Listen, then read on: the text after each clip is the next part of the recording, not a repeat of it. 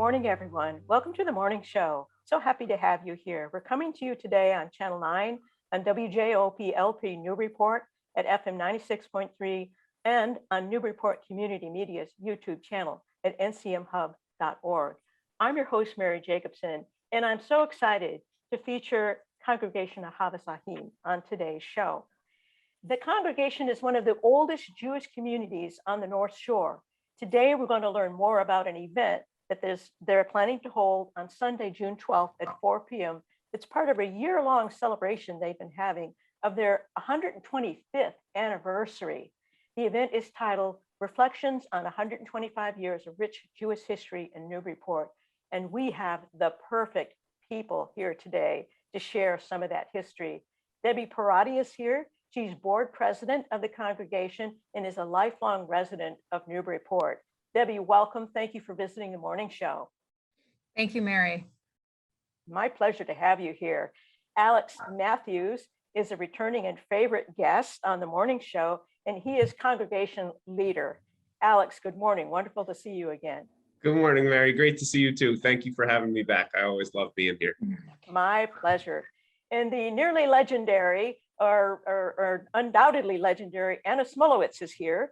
She's a theatrical director and the renowned playwright of the excellent and impactful Terezin, Children of the Holocaust. She will co-moderate the event on June 4th, along with Joel Grossman, who's past president of the board and a longtime congregation member. Anna, welcome. Thanks for being on the morning show again. Thank you. And Joel, welcome. You've been on the show before too to talk about your Nice to be back. Thanks for having us. And last but far from least, I'm so happy to welcome Kristene Malpica. She is a public historian and she contributed to the event and is also working on a project highlighting Newburyport's Jewish community. Kristene, welcome and thank you for visiting the show. Thanks so much for having me. Glad to be here. I'm happy to have all of you. And first off, just congratulations to all of you and to Ahavas Achim for this significant anniversary. So Debbie, let's start with you. I believe the celebration of the 125th year has been going on throughout this past year. And I was hoping that you could talk about what you've been doing to celebrate and how come the congregation wanted this upcoming educational and community-wide event to be part of your commemoration of the anniversary. Sure. So in August 3rd, 1896 is when the Jews of Newburyport officially became a congregation by signing a charter with the state. The Jews in Newburyport were around much before that time. This is when they kind of became official. And Kristene and Anna will kind of go into more details about that. But so when we wanted to recognize the 125th anniversary by launching a year-long celebration. And this includes not only celebratory events, but work in the community, fundraising, of course, honoring the history of the congregation and the Jews of Newburyport. And we launched our program last August by marching in the Yankee Homecoming Parade, which was a lot of fun and a great way to get out into the community and kind of announce our event, our year-long celebration. In the fall, shortly after that, we worked with Operation Backpack, and our goal was to collect 125 items for that organization. And that was not only from our members, but also from the community at large. We ended up collecting 720 items, which was a huge success and a great kind of first project for our year-long celebration. COVID numbers kind of went up shortly after that. We took a little bit of a hiatus from in-person events, but we continued with Zoom events and delivery of bags and different types of things like that. And also we worked with Kristene a lot during that time to collect photos, oral histories. Again, she'll talk more about this, but she's putting together a whole photographic slideshow, an e-timeline, really documenting the early Jews in Newburyport right up until the present. And there's actually a fantastic slideshow that we just showed on Sunday at our open house that will be shown again at our June 12th event. As I just mentioned, on Sunday, we had about 100 people from the community here in our building, and outside of our building, we gave an exterior architectural tour. We had a Q&A with Alex, where he spoke a little bit about Jewish symbolism and Jewish practices. And we couldn't, the Q&A went on forever. We couldn't, people had amazing questions. And again, he'll talk more about that in his segment, but that was really one of the goals of the event, is for people to be able to come in and to be educated about Judaism and to feel comfortable asking questions. Also physically just to come into our doors. People tell me that they live in the neighborhood and they've been walking by for 15 years, and either A, they didn't know that there was a synagogue here, they didn't know what the building is, or B, they knew what it was, but they've never been inside. Yeah. We really wanted to literally open our doors to the community, and we were really very successful with that. We had a whole community memorabilia, Judaica memorabilia set up. We had items that have been family heirlooms, Judaica, that have been in people's families for generations. We had an item that survived the Holocaust. We had items from our first rabbi. So it was, again, a way for people to see physical items that show our history and our growth. And that also will be featured at the June 12th event. So, you know, we're doing a series of events to honor the history of the synagogue. The first one was the open house on Sunday. The second one being our event on Sunday, June 12th. And that event is going to be, it's going to be structured slightly differently, where it's going to be a panel conversation moderated by Anna and Joel. And we are going to have people talk to us about their experiences in the Jewish community. We have people who will be speaking who are descendants of the founders of the synagogue. We have people who have been a part of this community for 50 years, and they've seen how the synagogue and Jewish Newburyport as a whole has grown, has changed, the good, the bad, the waxing, the waning. They've been through it all. My parents are one of them. I grew up in this synagogue. And now I'm the president. I'm kind of like the next generation here, but they're part of that group that really kind of were post-founders, of course, but at a time where they really needed to work hard to keep the synagogue alive, and they did, and of course they succeeded. So we have a panel of different generations that will be speaking about their experiences. Mayor Reardon will be attending the event. He'll be presenting a proclamation, kind of honoring our milestone. And then after that conversation, of course, there'll be time for Q&A. And then we're going to invite everybody downstairs into our community room to see the slideshow and talk to Kristene a little bit about the history of the synagogue, and also to see the Judaica memorabilia that I had mentioned. Well, that sounds fantastic, Debbie. It sounds like such a wonderful celebration of the rich history and lengthy history of 125 years, worthy of a year's worth of celebrations for sure. So thank you for that wonderful description of all the events, the ones you've had and the ones that you've recently had and the ones that are still forthcoming. So I'd like to shift and ask Alex something about, I know that you had the guided architectural tour last Sunday. It sounds like you had a good turnout, which is great. But you know, I've driven by that building before, and it's so interesting looking, 53.5 Washington Street. And I was hoping that you could tell us just a little bit about what makes it historic, not just as a building, but as a home for the growth and worship of the Jewish community in Newburyport. Yeah, thank you. It's such a good question. And I think what really makes the building, or at least the inside of the building, special is that there are elements that are kind of like universally impactful and beautiful and awe-inspiring. And then there are the things that make it kind of uniquely belonging to the Jewish community of Newburyport. So if you walk into the building and come upstairs to our sanctuary, it really is just like a magnificent space. And no matter whether you've been there one time or 100 times, or whether you're Jewish or believe in some other religion or are a non-believer in general, like you walk into that space and there is just, it's unfortunately hard to describe in words. Like I really recommend, this is part of the reason we want to bring people into the building.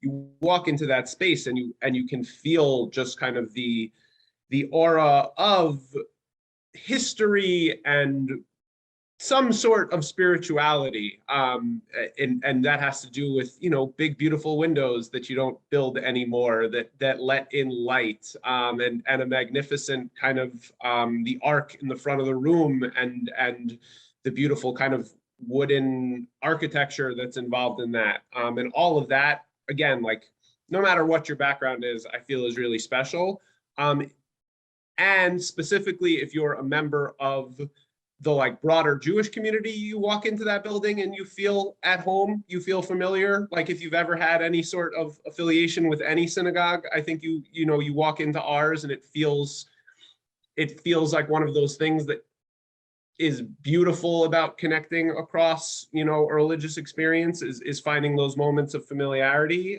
And I think if you're specifically affiliated with the Newburyport Jewish community, there is, so much unique history plastered all across that building, whether it is just a memory of sitting in a specific seat with a specific loved one for a specific service at the same time every year, or whether it's, the memorial plaques that really track generations of family history in this area, or even, we also have a tree of life that has plaques, not just in memory of people, but also in honor of things like births and weddings and bar and bat mitzvahs. And so, you have people like Debbie who are here generationally, and you also have people who have moved away who haven't been there for 20 years who walk in and say, oh yeah, this is in honor of my dad's bar mitzvah or my niece's birth. And it's just like, yeah, the physical infrastructure is such an important part of maintaining that history and community feeling. Well, that was a terrific description, Alex. You may have to give another tour because I missed it on Sunday. But what I take it from you is the space and the light speak to the soul, regardless of your background. And they particularly, will feel like home to people who have been either to services there before or at any other synagogue, that it just has that kind of resonance. And I would be happy to meet you there anytime if you want, if you want a tour. And also generally for like anyone listening or watching, we like to welcome people in, and I like to make myself available. It's one of the important things of building understanding and familiarity. So that invitation certainly extends to you, but if anyone else missed the open house or can't come on June 12th, write me an email and we'll find a way. Thank you, Alex. Well, Debbie made reference to the lengthy Q&A session. Apparently it went on. And you can't obviously tell us all the questions, but I'm curious to find out what were you asked the most about? Yeah, so it was a really wide array of questions. Everything, ranging from like questions about what does kosher practice look like, to what is actually in the Torah. But the one thing that came up kind of the most thematically was actually questions around end of life ritual and practice, and questions about the afterlife. Which I don't think was in any sense, like it wasn't a dark or morbid conversation, but I think it really speaks to the fact that ritual is still really powerful when it comes to life cycle events and life cycle moments. We see certainly within the Jewish community that like even people who have not connected in a really long time seek to connect when it comes to memory and mourning and grief. And I think that's a really powerful attachment to our religious practice, certainly. And the other thing is just like there are greater mysteries in life that religion still provides us some really good tools to talk about and explore. And so, yeah, there was some fascinating conversation. That's not exactly where I expected it to go, but it really, I thought was a really interesting line of questioning. Well, it sounds like you covered a lot of territory and things that really matter to people, the great mysteries. So that sounds really like it was an exciting Q&A session, Alex. So wonderful. Yeah. Well, next I'd like to hear from Anna and Joel. You're both going to be moderating the event that's going to be held on June 12th at 4 p.m. And I'd like to find out from each of you what role you'll be playing at the event and what are you looking forward to about it? Whoever would like to start. Anna, do you want to start? I'd like Joel to start. I'm kidding. Okay. I'd like to see Joel's expression when I said that. We're smiling. We're still good. We're smiling. still friends. Okay. Joel, would you like to start? Oh, no. Okay. So, all right. This is interesting thing I heard from Debbie about people walking by the Shul synagogue and not knowing what's inside. This is hard to believe, but in 1979, I moved from Washington, Cambridge to Olive Street, which is this street, and walked by this building for at least 3 months before I knew it was a synagogue. Possible. The reason that's weird is I grew up Orthodox and we only lived about 3 blocks from our shul, so we could walk on Friday and Saturday. That was our whole thing. My father was a kosher butcher in Louisville, Kentucky, and religion was our life, our livelihood. So I'm walking up and down Olive, and I only lived a half a block from here and never knew there was a synagogue. And one day at the corner, I asked someone, probably coming from a minyan, which is 10 people praying, I said, what goes on in this building? And she said, oh, you're not from around here. I said, well, no. And she said, well, it's a synagogue. And then I said, because I'm real, canny, I said, you mean a Jewish synagogue? That's what they are, Jewish. And I went, oh, I knew that. I said, could I come in? And she said, well, what do you want to do in there? And I said, and then I got lofty and said, I want to be Jewish there. And she said, she thought I was being sarcastic and maybe not nice to Jewish people. I said, look, I'm Jewish. I swear to God, I'm Jewish. Can I go in? So I go in, I go around. I love the little shul, the big shul. The kitchen's nice. I see it's kosher. We're good. And I think, wow, I could go to temple here or shul here. And I did. That's when I started. And that was in 1979. And I had a 6-year-old son. So it was really important to me that he go once, to a shul in his own town, a block from his house. So that was the beginning. And then in 1986, I went to Brandeis in a Jewish studies program, and I needed a thesis. And I walked up and down this street. This is so typical. And I thought, I gotta find, I look at the synagogue again and say, I'm gonna write about the synagogue. Duh. And I called my thesis Jews in the Sticks. And because we're not, Brookline, Mass, or Boston, or New York, we're Newburyport, and we're a small Jewish community. So I wrote a thesis about it. And that's what drew me to the history of this community. And I met a lot of folks through resident Sid Weiner and Bertha Woodman, and we interviewed them. We went from house to house, looked at photos, heard stories of how they came here, how their grandparents started their businesses here in push carts at Market Square, and they became stores like Cray's and Hyman's, but it started in a little push cart. And the one thing I want to say today, which I will repeat later, is that they came here because when they came from Russia, those who came from Russia, if they went to Lawrence, Lowell, Haverhill, they had to work on Shabbat in the factories. Oh. But if they moved a little further north to here or Portsmouth or even into New Hampshire and Maine, they could start their little Jews in the Sticks shul. It was 10 people, as we know, and a few more would come as they gave birth to them. And that's what happened here in the late 1800s and early 1900s. And Sid Weiner's people came all the way from back the beginning. And it was so incredible that she knew all the stories from the very start. And that really excited me, and that became my thesis. So Sid Weiner, may she rest in peace, wrote my master's thesis. Oh. Bertha ended up with all the addendums, and a person named Frank Dalton took all the photos, and it became an exhibit right here behind us in this room in 1986. So that's my interest. Well, that's a wonderful story, both how you discovered there was a synagogue Yes. at Newburyport, Yes. and then how piece by piece it led to a collaborative master's thesis Right. that now is part of the living history of the congregation. So thank you for that, Anna. Well, Welcome. Joel, how about you?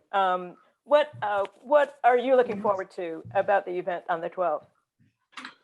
Well, my own background, I came in 79 also, didn't know Anna, but ended up acting in her theater troupe. So we go back personally, but with the synagogue, it was so exciting. And I was so happy to see that there was a synagogue here in Newburyport. I grew up Jewish and was fairly observant. And even though I was living in, as Anna's saying, the sticks, I could observe. So that was great.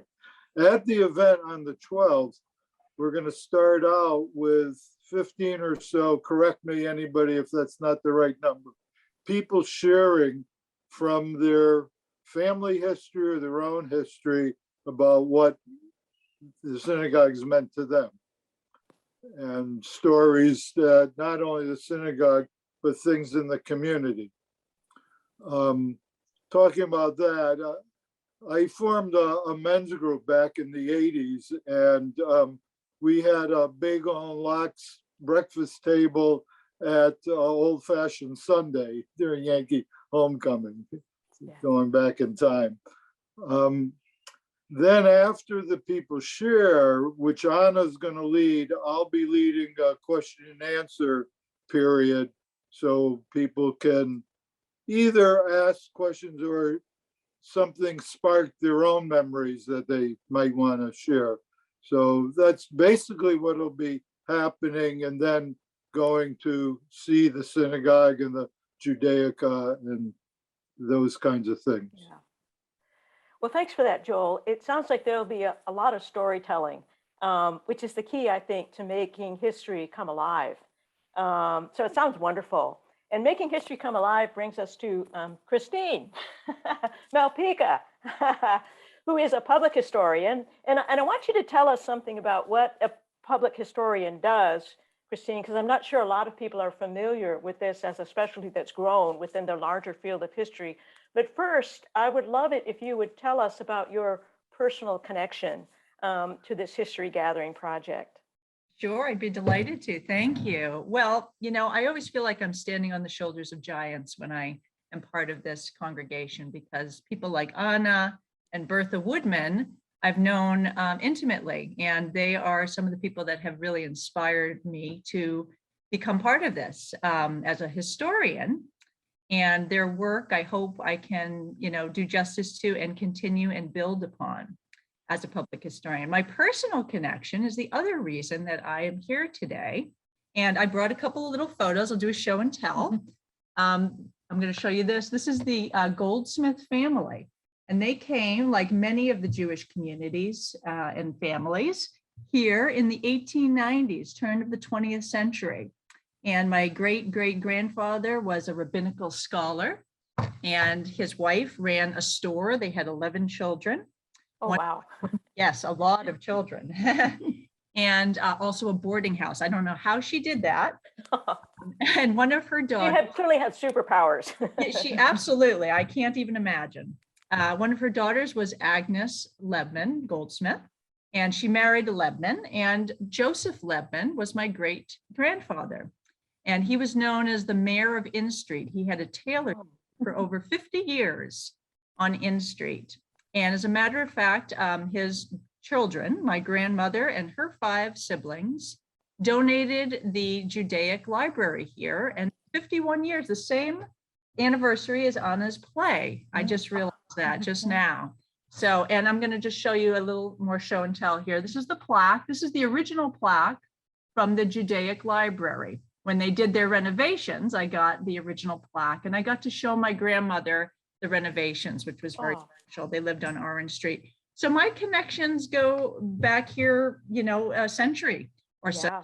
And I'm really honored to be part of this, both personally and as a public historian. So it's a real honor for me. Well, wonderful. I mean, that's your roots are deep and broad, and so your personal history is part of the overarching history of the Jewish community, in other words. And could you say a little bit about what it means to be a public historian, Kristene? Sure. Yes, that's a term that really came about in the last several decades. Sometimes people use the term applied history. Also, social history is connected. It's really the ways in which history is made and consumed for and by the people, by the public. It's kind of like it sounds, as opposed to history that's purely for academia or purely for the school. It goes outside the classroom. So it incorporates anything from, you know, museums to historical sites to oral histories, which I will be doing as part of this project, and other ways that social history really comes alive in cultural history. And that's certainly the case here with the synagogue's 125th anniversary. So it's really ways that people, the common man, can enjoy and appreciate and be part of the tradition of their time and of other times as a continuum. Well, thanks. That's a really good description. And I think public history is a wonderful development because it enables people to understand that history is everywhere. Right. Not just battlefields or monuments, but there's a history no matter where you live, there's a history. And often we live our lives unaware of the rich history that surrounds us everywhere. And it just makes life feel more meaningful and richer and deeper, I think, when we can know a lot more about the people who lived where we're currently living and what their lives were like and the ups and downs, the valleys and the peaks of those experiences and the diversity of people that have lived anywhere if you look at the historical roots. So thank you for that. I'm glad you're engaged in public history. And I was hoping you could tell us perhaps a little bit more about the project that you're working on currently. I think you just mentioned something about an oral history project. Yes, one of the things that I'm hoping to do is to continue the work that Anna and Bertha had started many years ago and build on that, because now we have a whole nother generation that we need to preserve their stories and their legacies. So I feel like it's a great opportunity for the 125th anniversary to do that and to build on that archive. And we are so lucky to have the Newburyport Public Library Archives. That's a rich resource with their Jewish collection, as well as the Judaic Library there. And so some of the oral histories that are there and recorded are being used now for us to develop a timeline of history, which will eventually be online as an e-timeline. And there'll be snippets of it as audio clips in this as well. And now today we'll be doing new histories, and actually the event on June 12th will be recorded. And so that will also be part of the archive. So we'll have that audio and video recording for the historical record, which will be great. So I'm doing that as well as the slideshow on June 12th. And it's important also to realize it's not just about the deep past. It doesn't matter if you just came here a decade or two ago, or if your family has been here 100 years, it's all just equally as important. And it's really about community and building that. So everyone will be featured in that would like to be. Yeah, I like the point you make that we are also, all of us, living history, and we're creating history every day. In this event, we'll be creating more history. So bravo. It sounds like wonderful work and a great project. Well, I'd like to find out from each of you then, what do you hope people will carry away from the event on the 12th? Or not just the event on the 12th, but from the commemoration and the history gathering. What impact do you hope it will have on people who attend, and what do you hope that they will carry away as a lingering memory or reflection?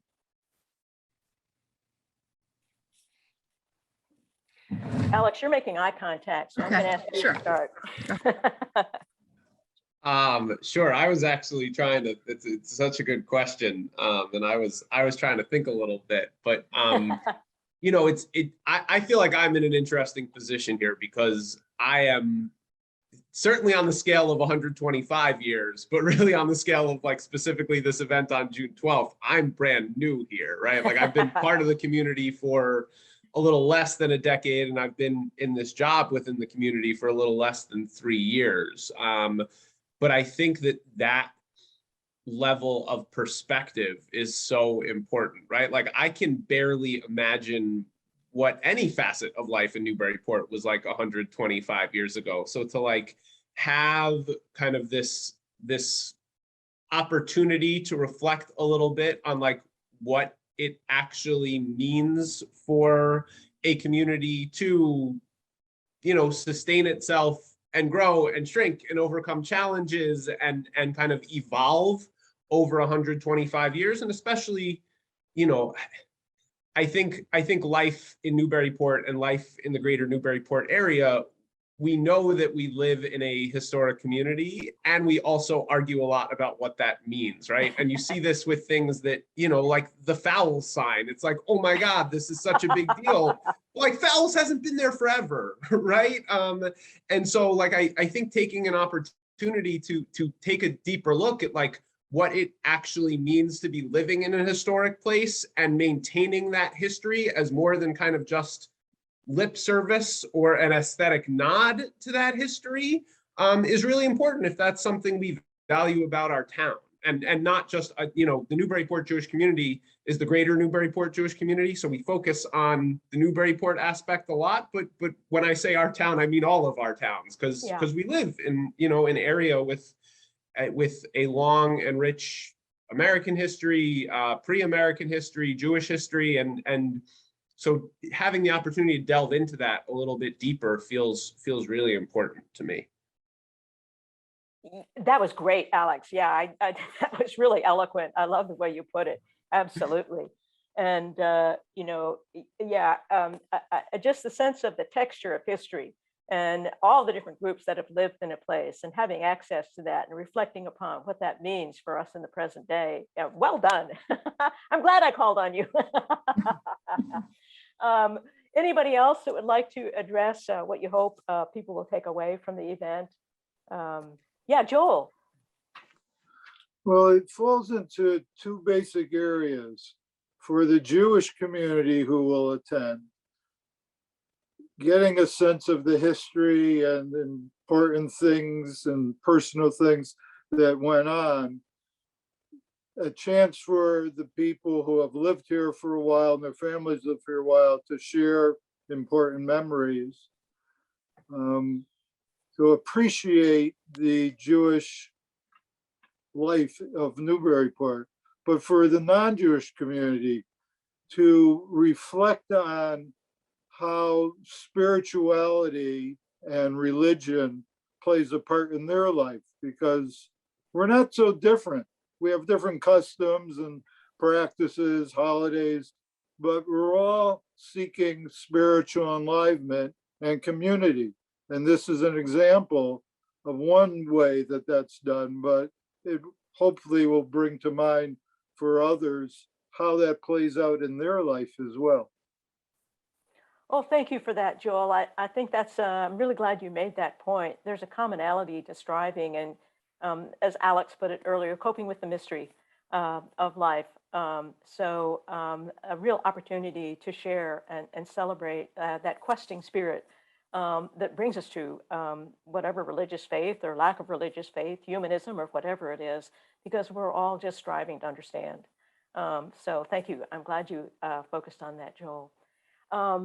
Well, you know, in addition to having a rich history, Ahavas Achim is a living and active current community. And so I would love to find out, as a final closing question for our interview today, what are your visions and hopes for the future? And I wonder, Debbie, if you might like to address that. Sure. Our visions and hopes is to start the next 125 years right now. Right now. And we're doing great. We're really on that road. Under Alex's leadership, we are thriving here. And my leadership too, they're giggling over here. Our membership is strong. We have new people joining our religious school. We had 100 community members who maybe were never in the building on Sunday. We've been doing structural and physical and aesthetic updates to the building. We got a grant from the state to update our security system. So, we are growing in all the senses of the word. We really want to share this with the community and have them grow with us, and just to always have our door open. Wonderful. I That's have great. something to add. It's quick. I met my husband here, and I'm hoping other women have the same opportunity as the days, weeks. No, I was teaching Hebrew. The other Hebrew teacher for the Gun kindergarten class said, "Do I have a man for you?" Got him here after school one day, and she said, "He's a nice Jewish boy. Go out with him." So that happened right here, and it could have been Poland. Years ago. She was a matchmaker, and I met him right in this room. So I hope other women are as fortunate as me through this synagogue to meet a husband. So there might be other benefits, everybody. Never know. And also, that's historic too. It is, So yes. There you go. So remind us again when and where the event will be, and how people can attend either in person or virtually, and whether they need to register ahead of time. And I think that's for you, Debbie. Sure. So the event is on Sunday, June 12th at 4 p.m.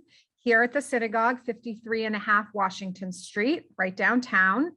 It's a hybrid event, so it'll be both in person and live streamed.